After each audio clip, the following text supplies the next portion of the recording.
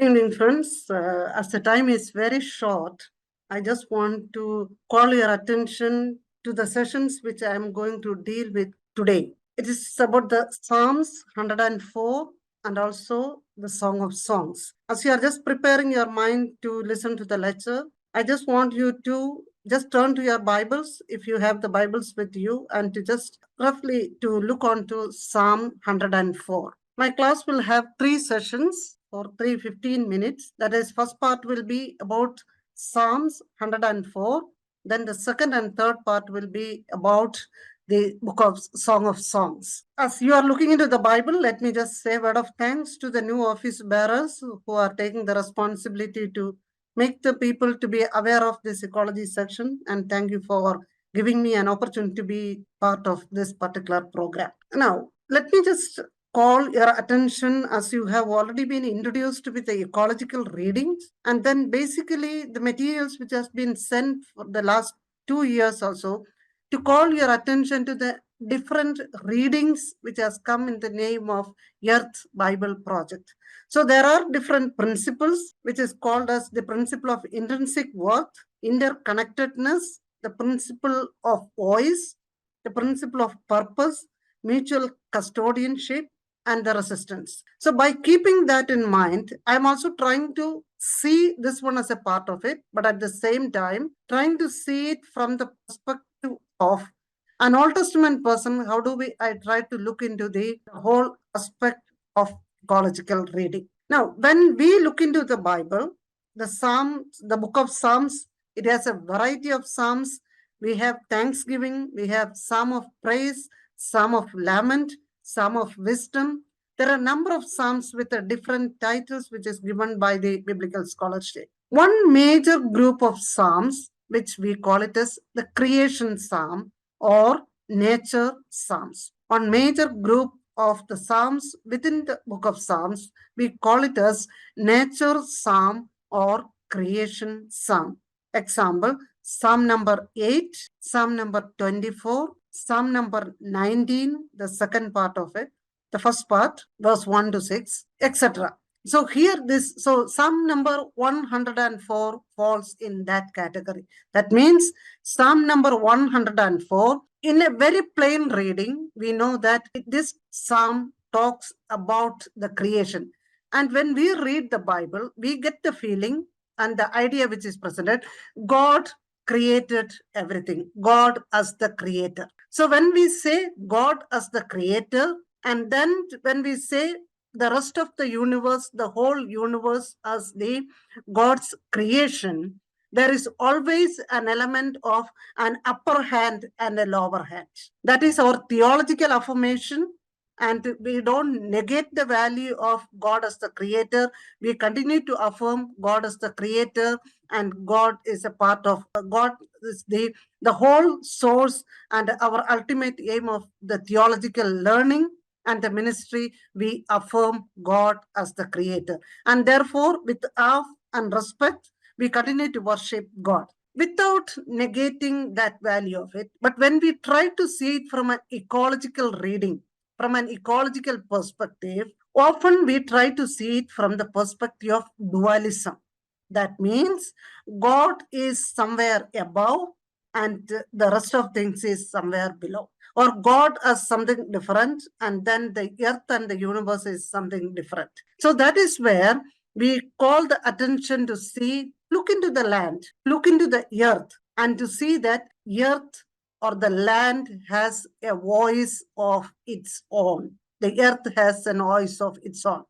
Often when we try to see it from the perspective of the upper and lower, then we try to see it, we give the voice to the earth. We give the voice to the universe. Instead, the call for is listen to each and every element in the cosmos. Listen to look into each and every element in the land, in the earth, in the universe, in the cosmos, and each has to be considered with an identity. And that is the main call for before I get into the main papers which has been circulated for your reading. So the first one I'm going to talk about the Psalm number 104, where it is the Arthur Walker Jones who tried to explain the text. The way how he has tried to look into the text, that is, they call it as the celebration of the land. The term which is used on the title of the article is Vanua or Vanua. Different pronunciations depends upon the context, because this has come from the islands, Fiji Islands, and from the context of it. So therefore,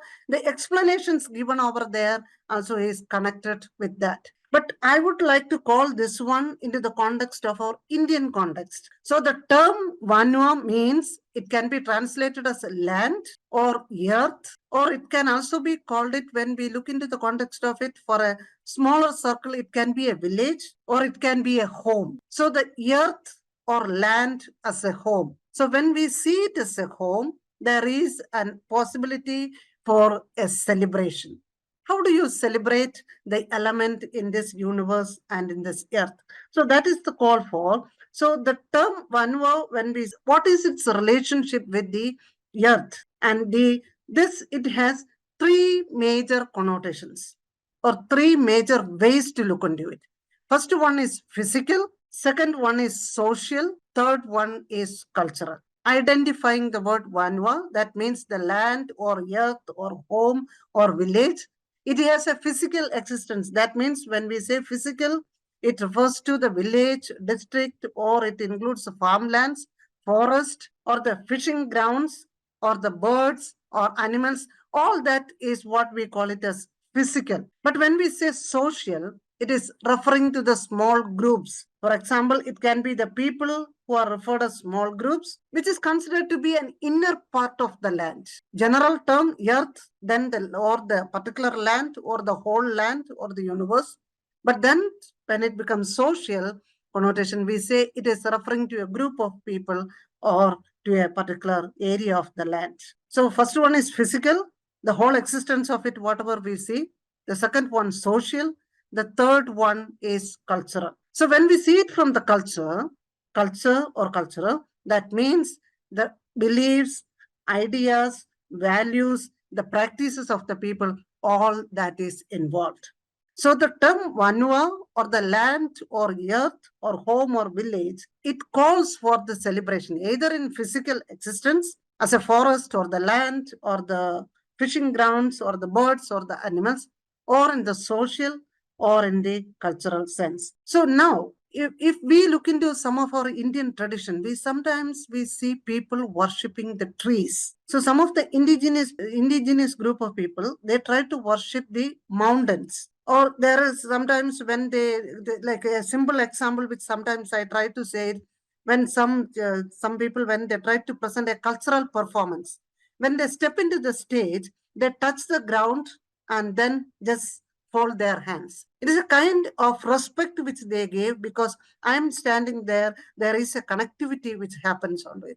So there, when we talk about the celebration of Vanua or the land, the idea what we see here is the people feel that there is a spirit in each and every element of it. Or in other words, we say the land which people, if we look back onto the Old Testament also, we see after entering to the land of Canaan, people felt with asking Aaron to give a god, and Moses did not come back. So in absence of Moses, people asked for a god, and then Aaron made the image of bulls, which is a part of the land or the idea. So there are different culture, different traditions, different beliefs, which we also continue to see in this land, even in our own context. What this celebration of Vanua or the land which calls for attention, as I said, there are three connotations for the Vanua, that is physical, social, and cultural. The second aspect, which is, it is the ecological principle, the eco-justice principle, try to call this, how do you understand the interconnectedness? Is there a connectivity we say when we say we are human beings, and then the rest of the universe is given for us to rule over the land, to have dominion? And then we said, no, that is a wrong interpretation. It is supposed to be the stewardship. Human beings can never exist without the existence of the cosmos. So the land, every element in the universe, it play a very, very important role, and therefore there is a mutual custodianship, there is a mutual interconnectedness, and the way how we try to connect with each and every element of it, that makes the whole idea of understanding to be a different.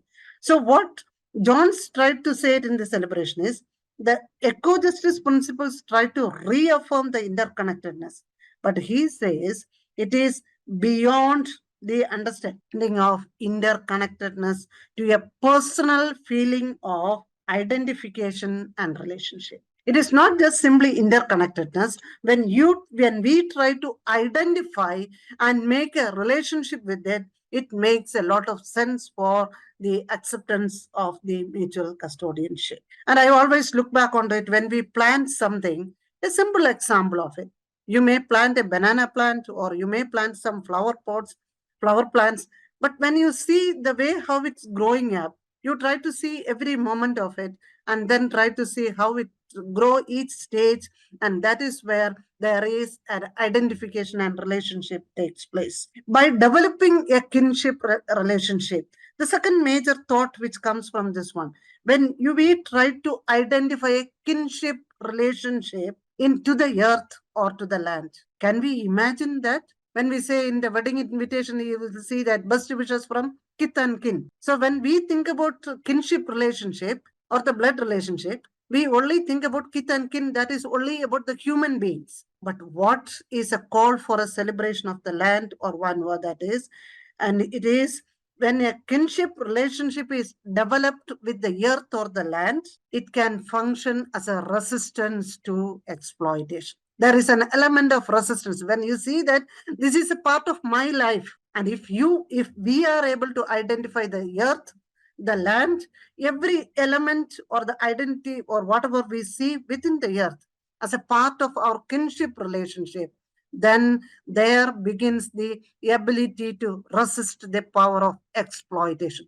The resistance to exploitation. Let me repeat, by developing the kinship relationship to the earth, it develops or it can function as a resistance to the exploitation. So this ecological science understanding of the web of life provides resources for resisting environmental destruction. So Jones rejects the positive aspects of the dominant culture and the negative aspects of the subject culture. We will not see we as the subject and the land or the earth as the object. Instead, we live in relationship, and that relationship gives us or it functions as the idea of a resistance to exploitation. In a simple note, the all ecological crisis which we face in present context, in this context of it, it's because of the greediness and because of our exploitation and misuse of the land. So therefore, once we build up a kinship relationship, that means it will give us a scope for us to resist against the exploitation. Then further, this is the background in which to look into the scripture. And then to Psalm number 104, where the John's tried to say that the first point is God in earth and God as earth. Do we see God as somewhere standing separate as supernatural power? So therefore, God is coming in the earth. God's presence is there. So when we see it as God is above and then to the earth, or God as earth. Within the earth itself, we can experience the manifestations and the revelation of God. So when we identify it is not only the manifestation and the revelation of God, and keeping as the object of our learning or object of our living, then there is a chance for exploitation.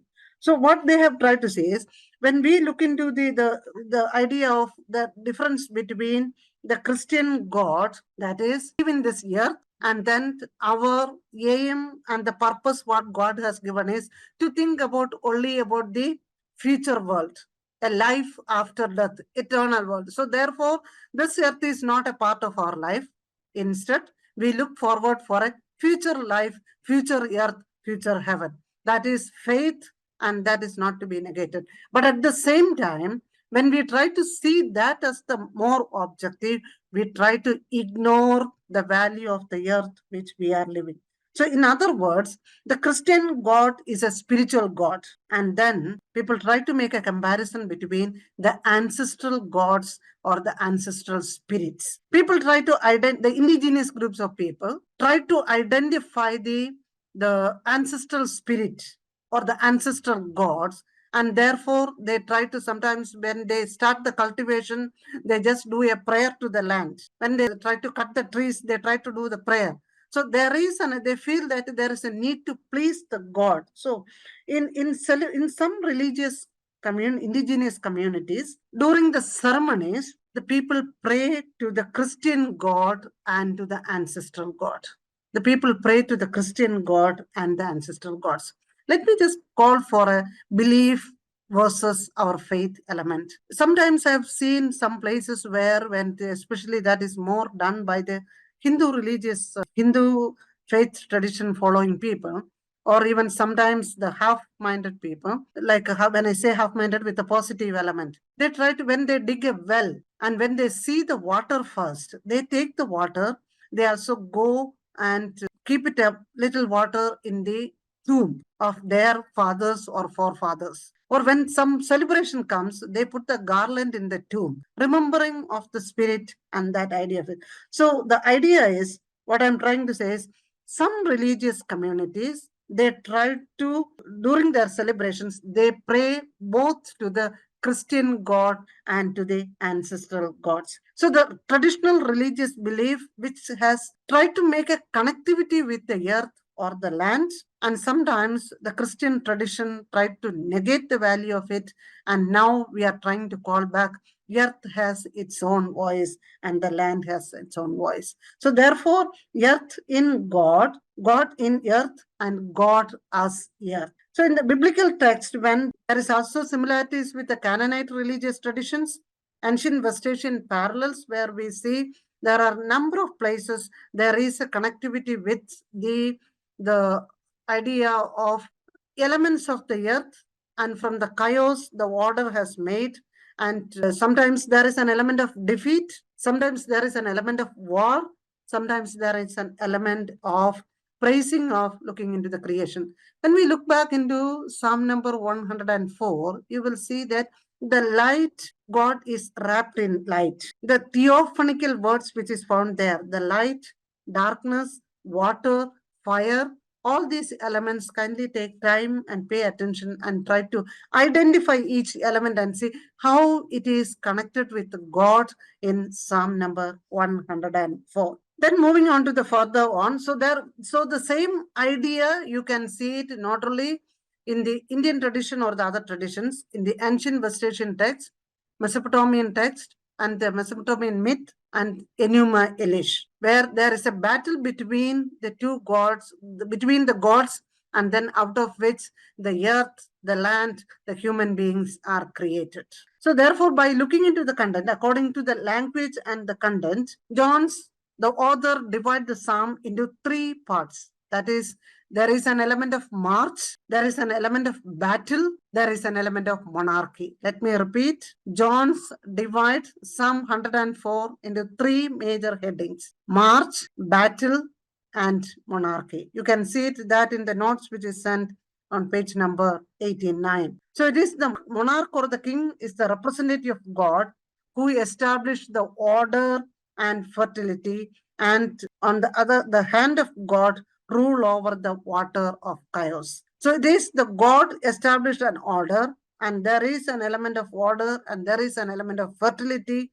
And at one time in this article, it tried to talk about the land and its ability to produce, the prosperity and the fertility aspect. So the prosperity and fertility, that is once again connecting with producing of a life. And when we see the harvest, it is the outcome of the land produce, the fertility and the prosperity, and it brings life not only to the earth and to the land, but it's also to the each and every element in the cosmos. So in the psalm clearly talks about the fertility and the life. And one of the scholars who tried to say is that when we talk about the fertility and prosperity and the life, are we missing out the element of salvation? Salvation for whom? Earlier we say salvation is for the human beings.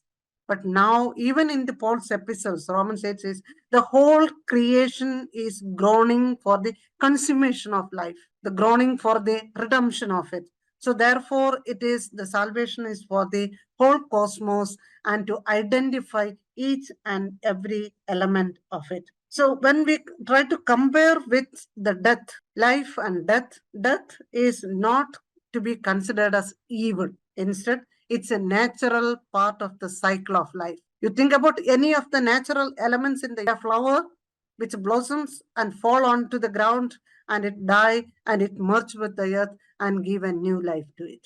So therefore, death is not necessarily to be considered as evil. Instead, it's a natural part of the cycle of life. And so therefore, in that cycle of life, each and every element continue to be the co-creators with God, and that the creation takes place again. So the cycles of seasons and the generations are viewed like inhaling and exhaling of God. That means God is present within the earth itself and not necessarily to be outside of the earth. Once we see that as the earth as also the subject, and there is no idea of connectivity with the no idea of perspective to look into subject to object motive, then we see it in a kinship relationship, and there claims the presence of God everywhere, and the earth itself has its own voice to speak out. The second major aspects of Psalm 104 is, first one, earth, God in earth and God as earth. Then the second one, earth is alive. Earth is alive.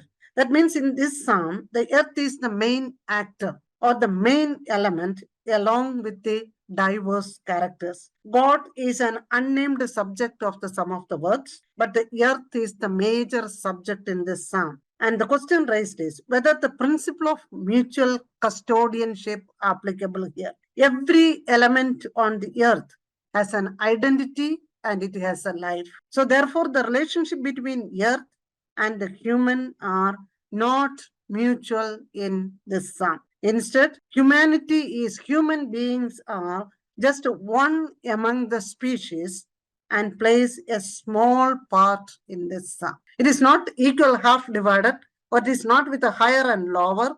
Instead, the human beings are a very small minor among the species and play a very small part in this psalm. Human beings are more dependent on earth.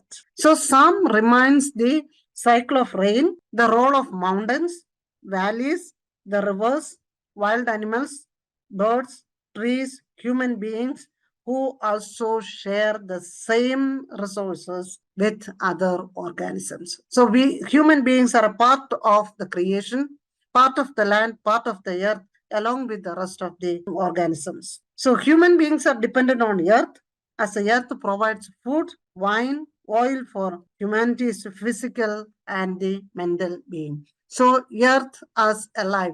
We will not see earth as object something.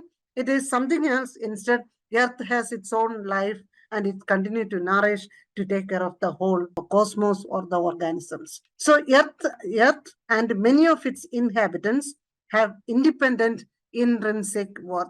Each and every element has its own identity, its own value of it, which we need to identify.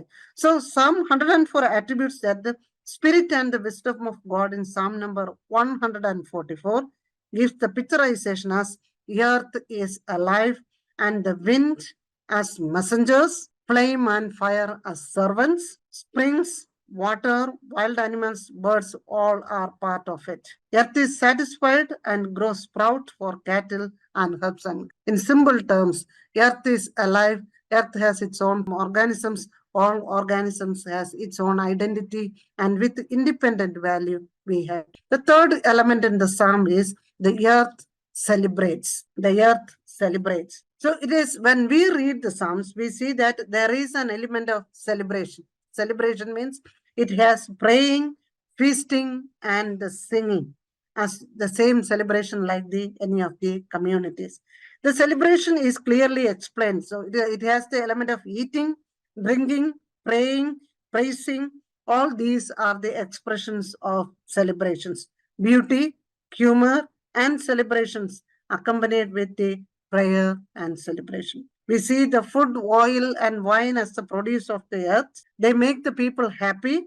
They strengthen and gladden the human hearts, make their faces shine, and their connectivity is made with the Leviathan, and then it further explains. So my humble appeal will be, when you are attending this ecological course, once you get the insights from the different personalities, and also when you read the different materials, it is a call for to look on, to unlearn what you have learned as like earth is something and we human beings are different. Instead, to see the earth is a part of our life and we are part of earth, and there is an independent identity and value has to be given to all these elements. So it is not to the conclude with the dualism between God and the nature or the humanity and the nature as absent, but instead every element in the land is interrelated and human beings are part of one aspect, not the top or not the below, but human beings are one aspect of the earth community and dependent part of the earth. So God is identified with friendlier relationship with the earth. And so therefore, it is not only the mutual relationship, mutual custodianship, interconnectedness, all these things are part of the creation and part of the earth and the land. Let me put a full stop there for the first aspect of Psalm number 104, and then to move on to the other area of it. I have tried to explain the word vano means the land, earth, or it can also be translated as understood as home or village. And then the kinship relationship with the earth, that is to bring, it will bring a resistance to exploitation. And there is three major element identified is march, battle, and the monarchy. March, battle, and the monarchy.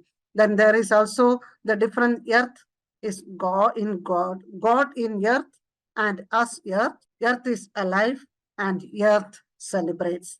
So the identification and giving equal value with the identification to the each and every organisms, and to feel that we are not the super human beings, but we are part and a very small aspects of identified element within this cosmos. Can we take 1 minute for any questions on this? No, last 15 minutes is for discussion, but just to make a break, 1 minute, if anybody wants to. I have not tried to advocate the value of the ancestral gods, ancestral spirit, but in some indigenous communities, we see during celebrations, they affirm or they remember or they pray to the Christian God as well as the ancestral God. The second major aspect is probably one of the toughest texts, which often people try to keep it away, is the Song of Songs. Song of Songs, it has a lot of specialities. And if we try to sit and read, it is like a drama, novel, about keeping the same value of the canonical scripture. We find a very, very powerful insights from the Song of Songs. Now, there are two articles which has been circulated for the reading. That's where we try to identify, like before move on to the other element of it, let me just take 2 minutes to say about the Song of Songs. Often we see Song of Songs only from the perspective of allegorical interpretation. That means we think about the Christ and the future, the allegorical interpretation of Christ and the church. And then we try to avoid all elements of sexuality and the sexual aspect of it.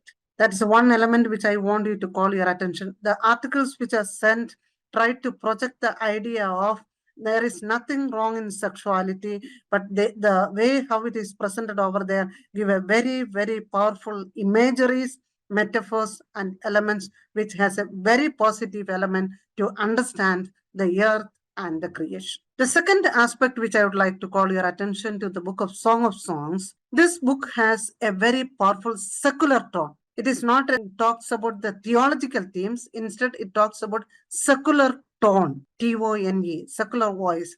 And in that voice of it, we see It is parallel to the love poetries, LOVE, love poetries, which is found in the other literature and the documents. So once it is a love poetry, it has its own literary style, literary nature, and the literary character we identify within the text.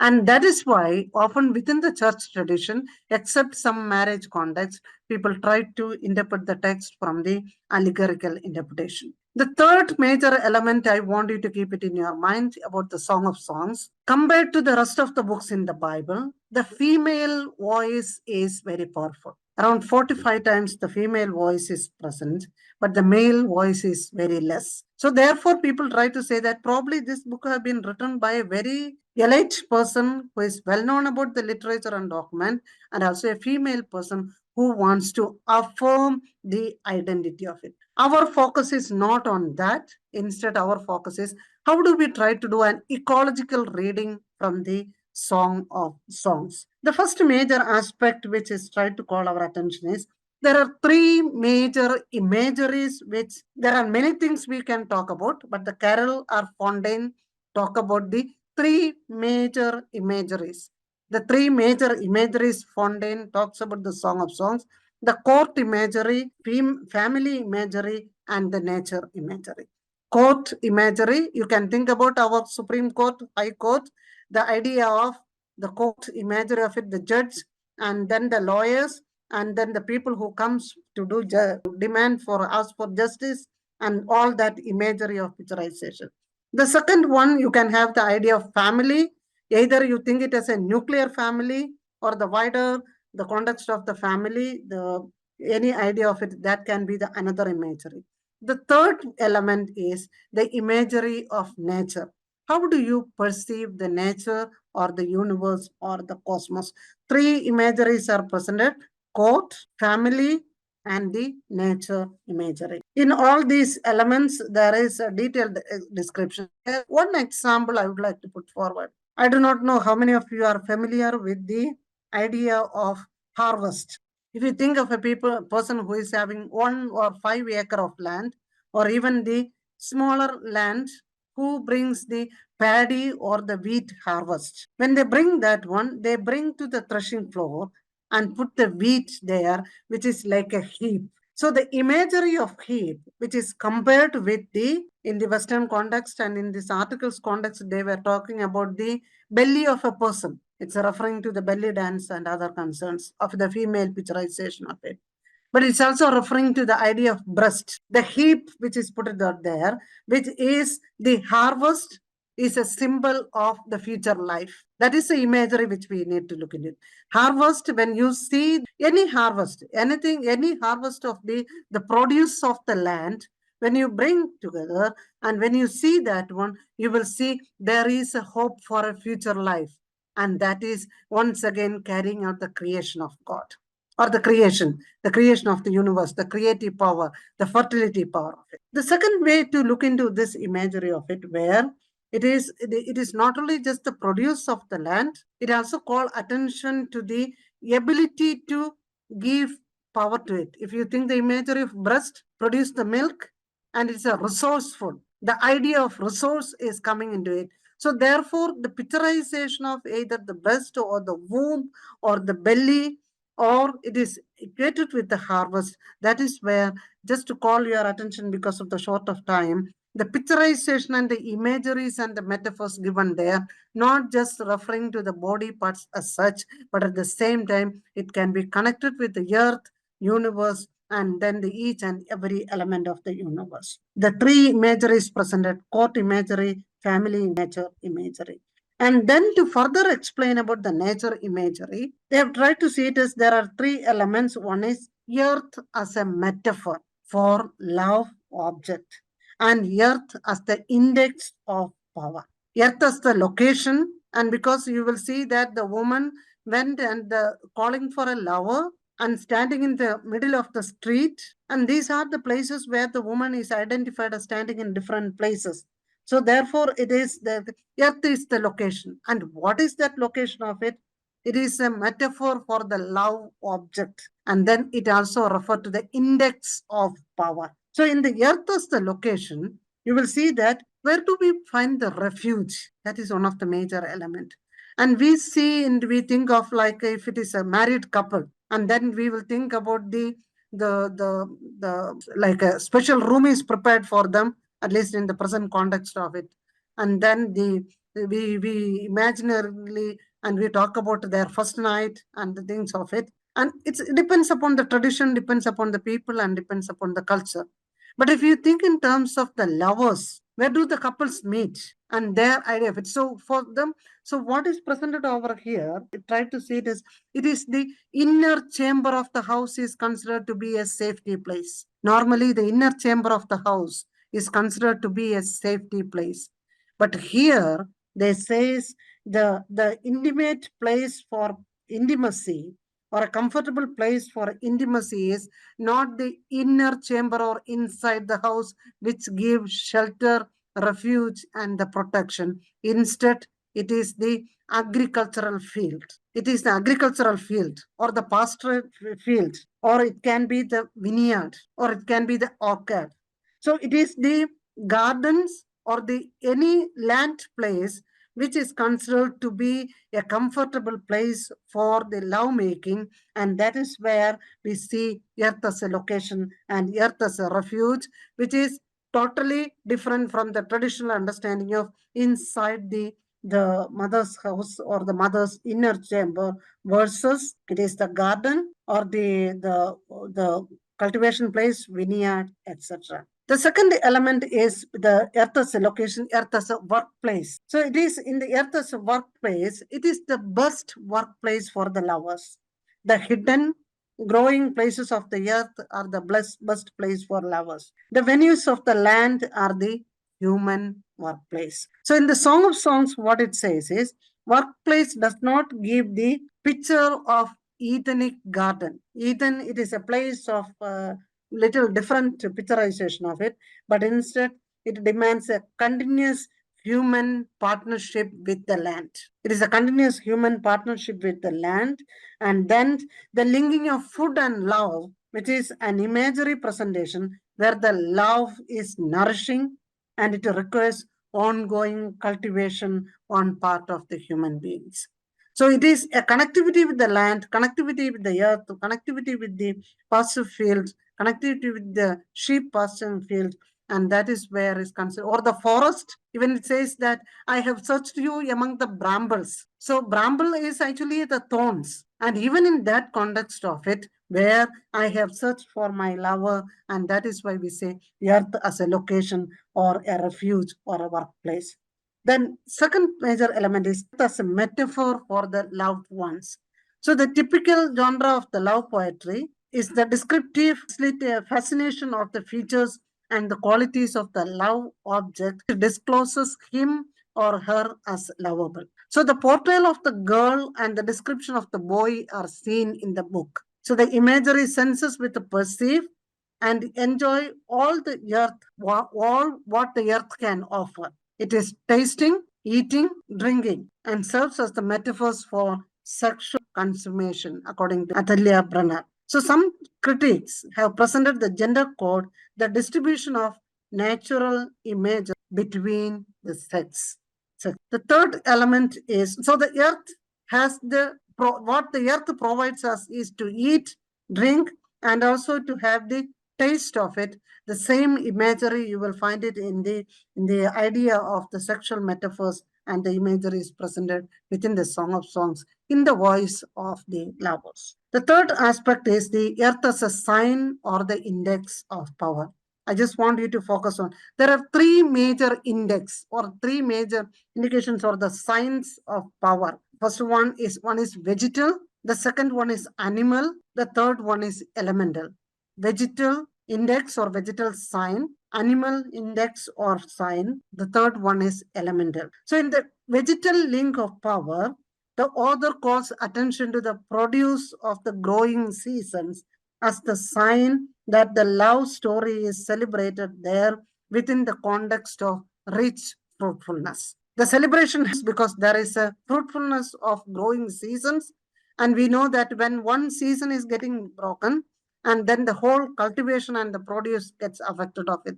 So it is in the context of the produce of the growing seasons as a sign that the love story is celebrated within the context of rich fruitfulness. In the Song of Songs, the lilies are associated with nourishing breast, milk, wine and oil. Wine, oils, and spices are associated with the male and female sexual juices. Produce or yield of the earth always signify the power of life to reproduce itself. I have already explained this same idea of it earlier also. That is, if the idea of life, the ability to produce, that gives the continuation and future hope for life. And then the challenge what we have it in this book and in our ecological reading is the female sexuality is seen from the point of honor and shame. That is the same way, that is why we go for allegorical interpretations and the other concerns. Then in the animal links of power, we see like in the garden, we see often it is there's a call for fox. The fox and some of the wild animals often we say they are the one who spoil the garden, they are the one who spoil the earth, they are the one who spoil the produce. But here it is in a reverse way, they are not considered to be like blossoming vines are the signs of power of life, but the foxes are seen as the power of death. But the earth reading suggests that it is not foxes. His reading is the sign of the fox's actions are the sign of ongoing circle of life. Things has to die and then the new life will be produced, and therefore it has to be seen from the point new life of ongoing circle of life. So the farmers' cultivations are intended for the broader distribution of it.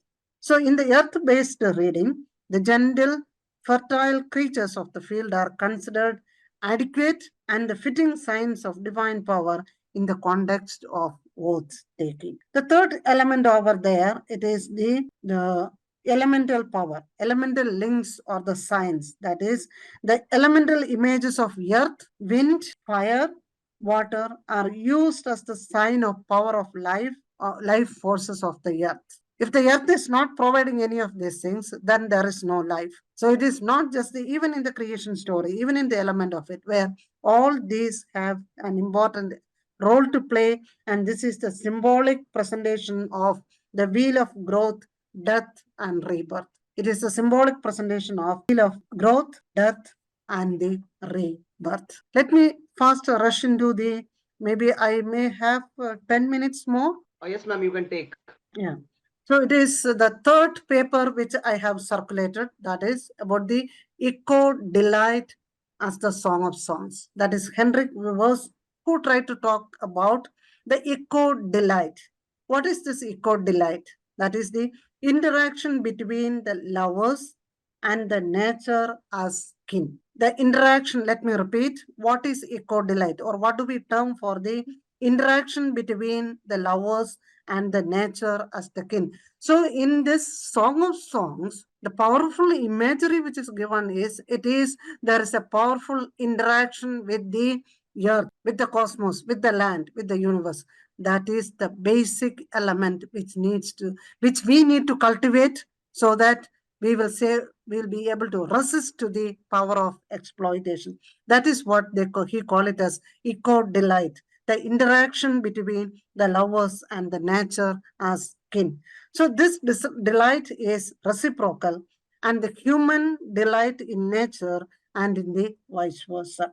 Together they celebrate the goodness of life. What is called for our thinking is human being alone cannot do anything. The nature, unless we have that kith and kin relationship, it is not possible to have the experience the goodness of life. The few major points which is explained over there. First one is the Israel's view of the nature. The people of Israel, they have seen the Israel, that land as with a distant relationship, that is imitating their transcendent creator. And it is a master-servant relationship in which plants and animals have a utilitarian function. Because God has given the whole creation for us, for our survival and our use, and that is the idea of presentation. So in that element of it, the nature mirroring human life both as a survival tool and a didactic tool. That is something which needs to be relooked into, because by relooking into it, we see that it is not something nature as the distant one. Instead, we live in the nature. We are part of the nature, part of the creation, part of the universe. So the first concern is then to further to call for it is to reaffirm and to relearn and to say that earth is our home. Earth as our home.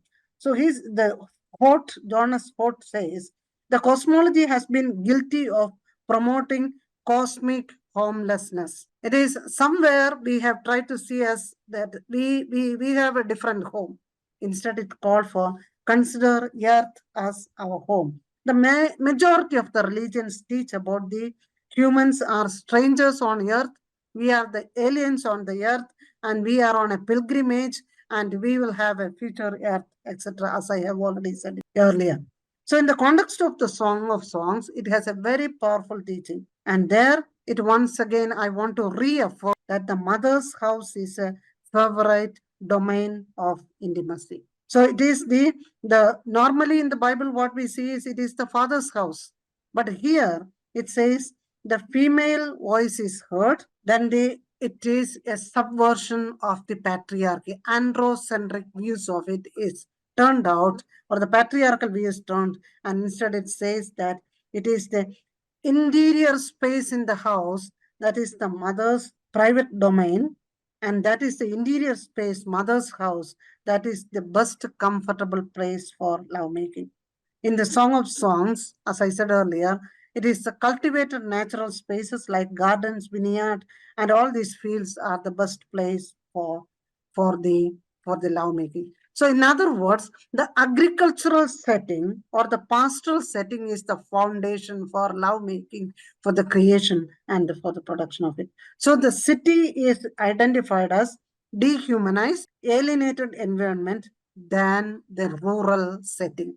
Song of Songs project not the urban setting, but instead it goes down to the rural setting and reversing of the city ideology, and then reversing it as dehumanized and alienated. In the Song of Songs, the earth as a home, chapter 2, verse 9, it refers about the home. Home, once we think of our buildings, we know that it has the wall, it has the windows, and it has the lattice. All this symbolizes the father's or brother's home. And once it is locked, and all these walls and all these things, similar to the idea of refuge in the previous article, it is locked in for a social position. It is a social prison.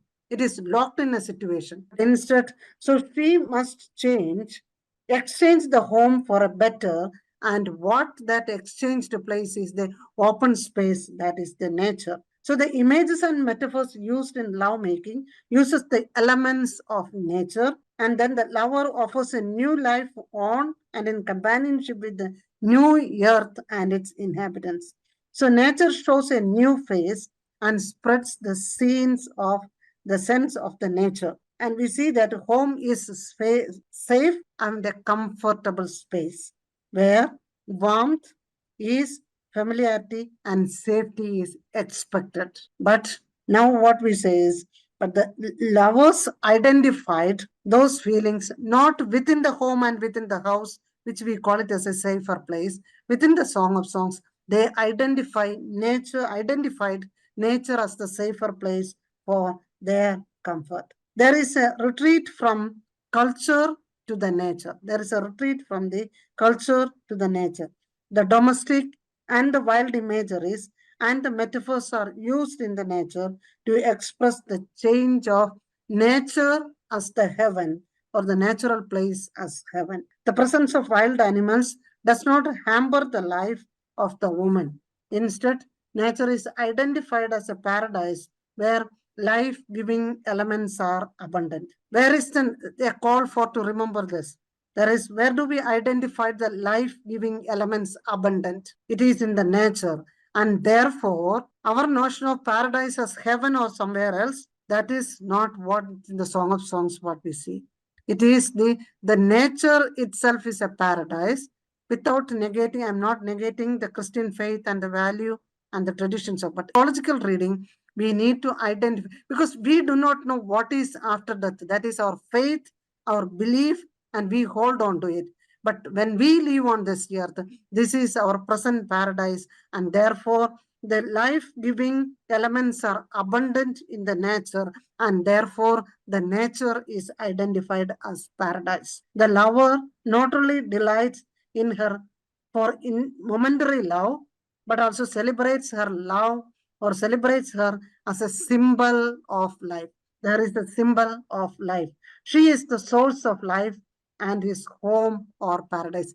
Earth or land is the source of life, and it gives the abundance of life. It is the paradise and is a home for us. The earth community identifies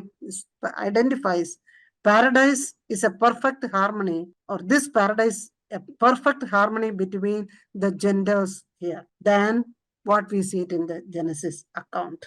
Let me just pull on two more points and stop. Interconnectedness of humans, nature, and the earth as the kin. Earth as a home, then earth as the kin.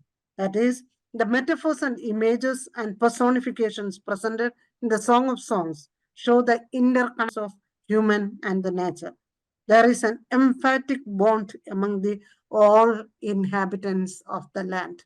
Once you try to look on and read from this perspective, the Song of Songs, you will see there is a lot of interconnectedness and the relationship which is expressed in the element of the nature. The last point is the mystical aspect of the nature. What is the mystical aspect of the nature? That is the spirituality of it. The religions talks about human experiences, integrating and transcending experience. The creation of cosmos out of chaos is a transcending experience. But what this article writer, the author Holt says, this transcending aspect of religion as the mystical aspect, pointing to some deep mystery beyond the symbols. It is pointing towards the deep mystery of it, not just the transcending of a smaller idea of the presentation of it. The gratification of bodily impulses becomes transformed into a deep spirituality. This happens in the deep and joyful experience of sexual union. The celebration of the oneness of body and the soul with another leads to heavenly upliftment. So, therefore, it is not just the transcending experience, but instead it is the deep mystery, which is the mystical aspect of it. Hort calls this transcending aspect of religion as the mystical aspect, and that mystical aspect is further explained with the natural union of body and soul with another, the heavenly upliftment. In the Song of Songs, this mystical aspect is visible. This mystical aspect where animals are divinized, animals are used in the sacrosanct formulas, God can be recognized as animals and also even in humans. In all organisms, we can experience the divine element, and that is what is called for. To conclude, or maybe to put a final word to reaffirm the Song of Songs, God is not named in the Song of Songs. Instead, everywhere it to be tested, tasted, smelled, heard, seen, and touched. These are the elements of oneness. A transcendent God is absent from the song. So the idea is God is not the world, but God is in the world. God is not the world, but God is in the world. God is present in every individual, non-human animals, and in the humans. With the plundered, impoverished, stripped earth, there can be no deep experience. Instead, it can be the dark side of the earth. The earth is stripped. Human can never experience the mystical experience without the earth or the environment. To conclude, the members of the earth community, we all are part of it, continue to enrich each other by realizing the home experience. Earth as the kin, exposed in the interconnectedness and with a mystical experience. Earth is the source of life to all inhabitants and is a call to say no to exploitation or no to greed, and a call to join the joyous celebration of community. A call to join for the celebration of the earth community and to say no to exploitation or greed. Thank you.